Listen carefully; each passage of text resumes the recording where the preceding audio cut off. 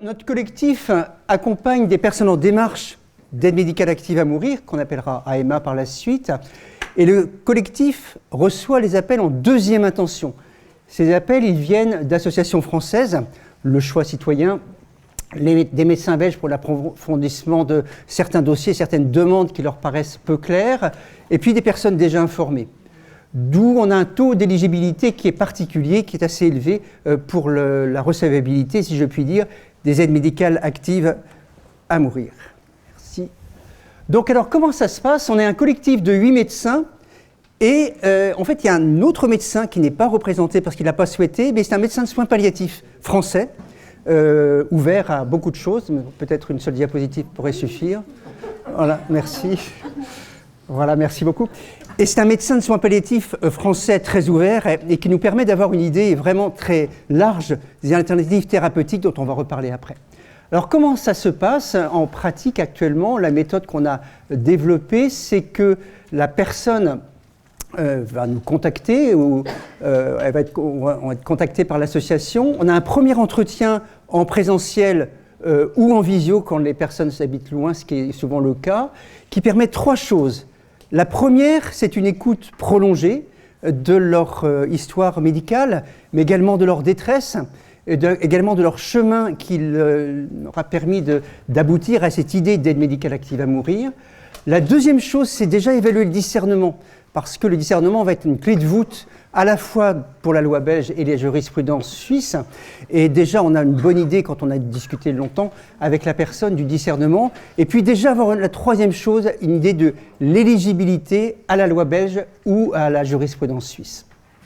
Ensuite, on forme un trinôme, c'est-à-dire un binôme de 2 soignants, et puis avec la personne entourée des proches dont elle veut s'entourer, et qui va surtout discuter de la liberté du choix. Ça, c'est un élément pour nous qui est fondamental, c'est que le choix doit être libre, et on verra après dans la discussion comment ce choix peut être parfois entravé. Puis, on dresse un dossier médical qui a 2 parties. Une partie qui est factuelle, l'histoire de la maladie, les comptes rendus opératoires, etc. Et d'autre part, et surtout peut-être, le contexte, c'est-à-dire le chemin qui a mené cette personne vers l'aide médicale active à mourir et qui va l'écrire, qui va le corriger quand on lui enverra, qui va le rajouter, et c'est un élément très important. Et puis après, le terme n'est pas très heureux, mais en tout cas, on accompagne les personnes en Belgique ou en Suisse, essentiellement en Belgique, auprès de médecins qui sont devenus des amis, et on les accompagne, on trouve bien sûr la personne référente en Belgique, et puis on les accompagne si les personnes en demande le souhaitent, et c'est, il faut bien dire, le choix quasi constant. Et on les accompagne éventuellement jusqu'aux soins ultimes, on le verra après. Juste la diapositive, merci beaucoup. Alors, il y a bien sûr des personnes qui ne rentrent pas dans le discernement, qui ne rentrent pas dans l'éligibilité, on va réappuyer plusieurs fois, donc ils sont non éligibles, mais ce n'est pas pour ça qu'on va les abandonner. On essaye de trouver un accompagnement personnalisé, on reste en contact pour ne pas les abandonner, évidemment, dans cette situation difficile. Je peux avoir la diapositive. Oui. La suite, merci beaucoup. Alors, c'est pour la dernière année, donc on a eu c'est les appels. En fait, on a beaucoup plus d'appels finalement, mais on a gardé les appels qui sont vraiment signifiants. 83 appels et vous voyez 95% c'était pour des demandes d'aide médicale active à mourir. Les 4 restants c'était pour des médiations, on pourra en reparler, mais ce n'est pas l'objet d'aujourd'hui. Diapositive suivante, merci beaucoup. Alors qu'est-ce que ça donne finalement? Essentiellement, la majorité des patients sont d'emblée éligibles par leur maladie, par leur discernement, par toute leur histoire d'une manière générale. Et puis seulement un quart, parce que c'est 27%, c'est un peu pessimiste, maintenant c'est plutôt 24%, ne sont pas éligibles parce que vraiment ils ne rentrent pas du tout dans les critères ni de la jurisprudence suisse, ni de la loi belge. Diapositive s'il vous plaît. Alors, il y a 21 personnes qui sont non éligibles. On s'est demandé un peu pourquoi finalement. Vous savez qu'on travaille surtout avec la Belgique, donc essentiellement c'est des causes psychiatriques, parce que les médecins belges souhaitent vraiment, ils accueillent des personnes ayant des problèmes psychiatriques en Belgique, mais ce doit être des personnes belges parce qu'il y a une idée d'accompagnement, de revoir et revoir encore, de collectifs de psychiatres successifs qu'on ne peut pas avoir quand on habite beaucoup plus loin. Et puis, après, c'est les autres causes, une maladie qui n'est pas du tout incurable ou les démences, malheureusement, qu'on ne peut pas accueillir. Diapositive suivante, s'il vous plaît. Alors il y a 18 personnes éligibles qui étaient vraiment éligibles d'emblée, avec vraiment tous les critères de la loi belge en particulier, et qui finalement n'ont pas donné suite. Et on s'est posé la question, pourquoi est-ce qu'on n'a pas donné suite? Changement d'avis dans presque la moitié des cas. Donc c'est des gens qui finalement qui étaient rassurés, se sont dit ça existe, et puis peut-être qu'un jour on y reviendra, peut-être. Et puis après notre discussion, qui est aussi une discussion de présentation, on en reparlera, de toute alternative thérapeutique, en particulier les soins palliatifs, certains s'orienteront vers les soins palliatifs. Diapositive suivante. Et finalement, il y a eu 20 personnes qui ont une aide médicale active à mourir, qui se répartissent ainsi, 7 hommes, 13 femmes, la moyenne d'âge, vous voyez, c'est entre 70 et 75 ans. On les a accompagnés jusqu'aux soins ultimes 15 fois sur 20. Le dossier médical, il a toujours été fait, un peu comme on l'a dit, vous voyez, factuel et contexte. Et puis là, cette démarche entretien, binôme, dossier, on l'a fait donc chez quasiment toutes les personnes. Diapositive suivante. Alors, quelle était la justification de l'aide médicale active chez ces 20 personnes? Eh bien, essentiellement neurologique. La moitié des cas, et vous verrez que les personnes en attente, c'est beaucoup plus maintenant. Les cancers, juste après 40%. Et puis quand même, psychiatrique, mais cette personne n'a pas été en Belgique, en l'occurrence, elle a été en Suisse. Diapositive suivante. Alors, actuellement, on a 22 personnes qui sont éligibles, qui sont en attente, qui s'estiment, qui souhaitent rester en contact avec notre collectif. 12 gardent le contact, donc ils envoient régulièrement des mails pour dire « ne nous oubliez pas », mais sans débuter ce processus, qui est le processus de binôme, de dossier médical avec les parties factuelles et contextes. Peut-être sont-elles rassurées, mais souhaitent peut-être rester à ça. Et puis 10 ont vraiment débuté le processus avec cette fois-ci un dossier constitué, un rendez-vous déjà en Belgique et même pour certains et certaines des souhaits de date qui sont déjà arrêtés. 5 hommes, 5 femmes. Et vous voyez, cause neurologique, cette fois-ci, c'est 8 fois et cancer, c'est seulement 2 fois actuellement. Alors, de cela, diapositive suivante, on travaille sur l'accompagnement, puisque notre collectif s'appelle « Accompagner mon choix », et on s'est demandé qui accompagnait les personnes finalement. Alors, bien distinguer le fait que c'est des accompagnants et pas des aidants. Bien faire la différence, l'aidant au quotidien, finalement, peut être un accompagnant, après tout, mais l'accompagnant peut ne pas être un aidant au quotidien. L'accompagnant, c'est celui qui va organiser la visioconsultation quand les gens ne comprennent pas bien comment on se sert d'un lien de visio, faire le voiturage et faire d'une manière générale l'interface, sans parler à la place de la personne, bien évidemment. Et on constate que paradoxalement, et on ne s'attendait pas du tout à ça, c'est surtout des hommes qui sont des accompagnants. Et les femmes sont finalement moins représentées. Et puis, il y a quand même des fratries. Là, on ne peut pas isoler un homme, une femme. C'est vraiment une fratrie entière qui porte le projet de la personne. Diapositive suivante. Alors, on a regroupé avec les patients, les 10 personnes qui ont une aide médicale active en demande, mais vraiment demande active, c'est-à-dire que le binôme a été formé, le dossier a été fait et les rendez-vous sont pris. Là, cette fois-ci, ça s'équilibre entre hommes et femmes. C'est un tout petit peu différent, d'ailleurs, le n'est pas tout à fait exact. Il y a toujours un tout petit peu plus d'hommes que de femmes. Diapositive suivante. Alors tout ça nous a mené à des réflexions, donc je vous les livre ici, des réflexions qui sont, je ne parle pas forcément au nom du collectif, qui sont aussi un petit peu les miennes.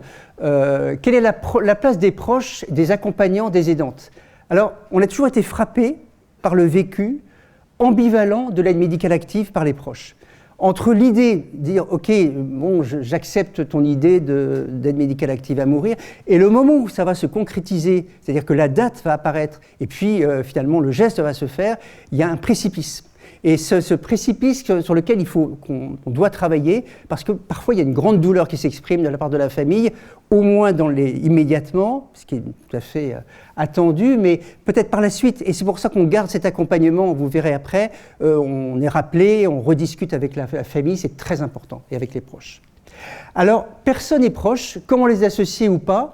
La personne peut décider de ne pas être accompagnée. Ça, c'est possible. C'est arrivé 2 fois parmi ces 20 personnes. Ça a toujours été très difficile après. Je pense que ce n'est pas forcément une bonne idée. Et c'est un peu notre rôle d'essayer de discuter cela. Après, l'accompagnement des familles.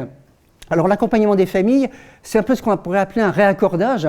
Ne pas créer de secret de famille. Je vais vous donner un exemple. Une personne avait dit « Écoutez, je ne veux pas choquer mes enfants.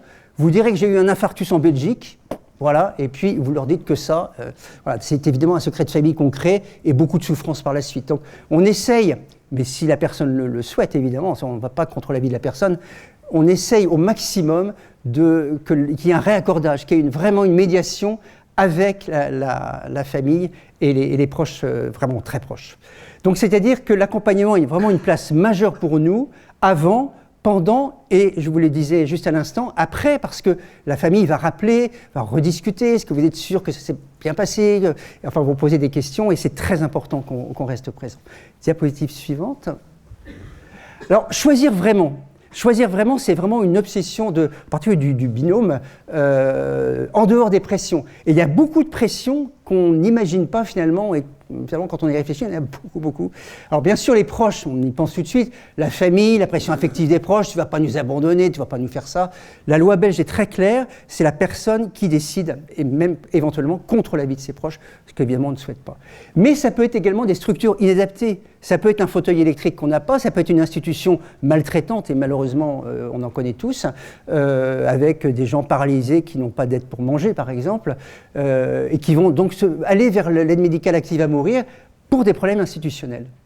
Ça peut être un poids sociétal, alors ça a pris un peu de plomb dans l'aile actuellement la Startup Nation, mais enfin le jeunisme et l'élitisme restent quand même toujours présents, et j'avoue que la phrase « je ne veux pas être un poids pour la société » m'a toujours laissé rêveur, parce qu'une société, on doit accepter toutes les personnes qui veulent faire partie de cette société, et ce n'est pas la société qui va décider du choix de la personne.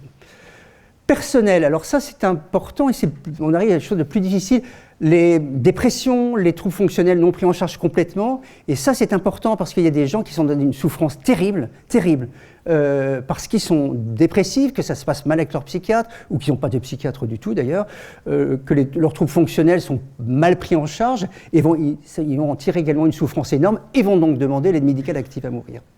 Et puis, très important, et c'est bien écrit dans la loi belge d'ailleurs, il faut avoir des propositions thérapeutiques réalistes, alternatives, permettant alors un possible refus argumenté de la personne. En particulier, on peut proposer d'autres traitements, d'autres éléments particuliers, et la personne est tout à fait en droit de dire « écoutez, ça ne m'intéresse pas, je maintiens mon choix d'aide médicale active à mourir ». Mais c'est particulièrement vrai, nous semble-t-il, pour les situations fonctionnelles qui n'engagent pas le pronostic vital. Quand le pronostic vital est engagé, cancer, maladie chronique en fin de vie ou maladie neurologique très évoluée, j'allais dire, le problème éthique n'est pas là. Par contre, on peut être confronté à ça pour des gens qui ont des troubles fonctionnels. Je pense en particulier, j'espère ne choquer personne, mais je pense en particulier aux fibromyalgies, dont on sait que c'est pas forcément incurable, mais c'est quand même extrêmement difficile à vivre, très très douloureux. Vraiment, c'est la notion d'impasse thérapeutique qui doit arriver. C'est qu'on doit être persuadé, avec les médecins belges, avec le binôme et avec la personne évidemment qui est au centre de la discussion, que c'est vraiment une impasse thérapeutique qui est prévue dans la loi belge.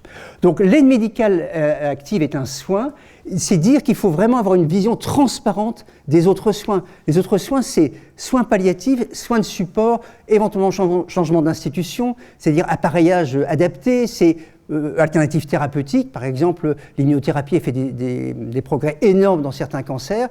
Un cancer peut ne plus être incurable en particulier. Alors, on était confronté également à l'ambivalence. Alors, qu'est-ce que c'est que l'ambivalence? Vous savez, c'est on voit une chose et puis on a deux sens et puis deux interprétations. Alors, il faut essayer de se fixer des règles là-dessus parce que c'est très difficile à vivre l'ambivalence pour les accompagnants. Alors, respecter les changements d'avis, bon, ça c'est simple. Quand quelqu'un dit, écoutez, voilà, on a bien discuté, mais moi je me mets en retrait de cette proposition d'aide médicale active à mourir, c'est facile.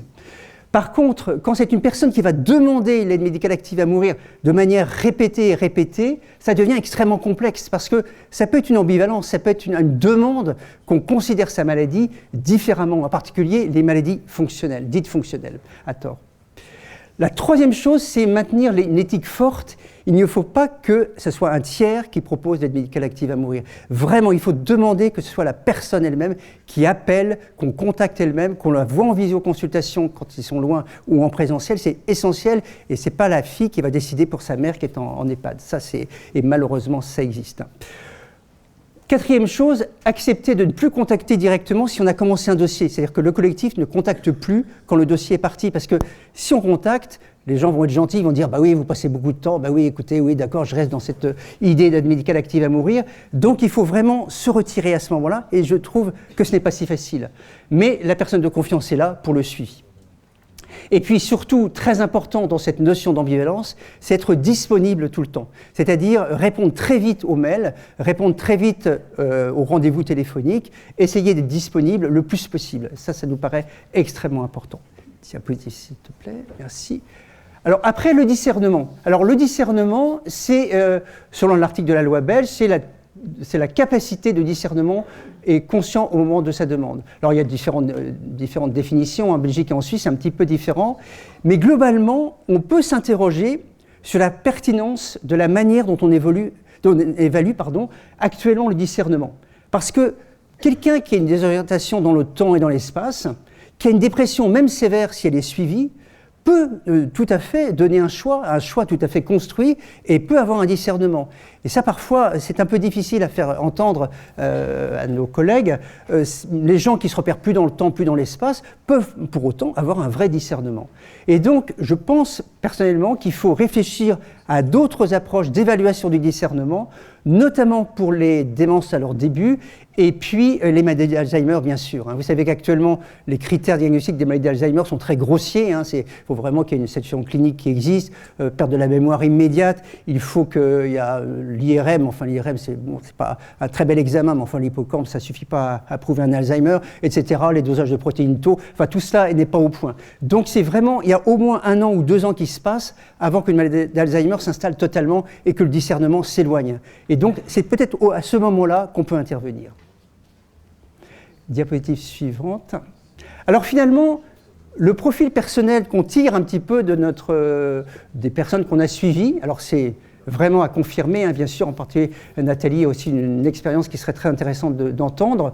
Sur les 20 aides médicales actives réalisées et les 10 en procédure proche, soit une 30 personnes, c'est des chiffres ronds pour le moment, qui sont plus ronds d'ailleurs depuis hier, les femmes sont demandeuses majoritairement, 18 fois sur 30. Les causes neurologiques sont prédominantes, sans pronostic vital engagé, c'est dire que la loi Falorni, on en a parlé tout à l'heure, ne pourra pas répondre à ces personnes qui ont des maladies neurologiques avec une destruction progressive de leurs possibilités motrices, qui gardent leur discernement, et je pense notamment à certaines maladies neurologiques précises. Les accompagnants, c'est plutôt des hommes, et il y a un chiffre, il y a une diapo que j'ai retirée, mais on avait regardé un petit peu. Tous les gens qui avaient appelé pour la première fois pour prendre le contact, c'était majoritairement des hommes aussi. Donc pas seulement expliqué par la prédominance des demandes de femmes, parce que comme vous avez vu, il y a plus de femmes que d'hommes qui demandent l'AMA, mais c'est aussi des fils, c'est aussi des amis, et donc c'est intéressant de noter ça. Et puis, alors dernière chose qui est un vrai défi, je pense, ce sera le défi immédiat même, c'est que les personnes qui ont fait cette demande d'aide médicale active, eh bien, c'était des CSP+, dans tous les cas, enfin quasiment tous les cas, 28 fois sur 30. Alors, c'est dire qu'ils ont peut-être plus accès à l'information, qu'il y a des moyens économiques. Vous savez qu'une aide médicale, un suicide assisté plutôt en Suisse, c'est aux alentours de 13 000 €, donc c'est très coûteux, sans compter les frais de déplacement, les frais de retour, etc. Donc c'est extrêmement coûteux, ça l'est beaucoup moins en Belgique, mais quand même, il y a le côté moyen économique. Or, pour nous, l'aide médicale active doit rester un soin accessible à tous. Donc c'est vraiment un défi pour demain. Diapositive suivante. Alors, merci aux membres du collectif. L'un est présent, Maître Marc Portier, ici présent, ici voilà. Nous avons, et bien sûr Monique là-dessous, Nadine Bourgois, Brigitte Albrecht qui va remplacer la coordination à partir de 2025. On essaye de varier un peu nos coordinations parce que c'est une charge mentale quand même forte, on va dire vraiment très très forte. Et donc Brigitte Albrecht qui va reprendre la coordination que j'aurai assurée jusqu'au mois de décembre 2024. Et diapositive suivante.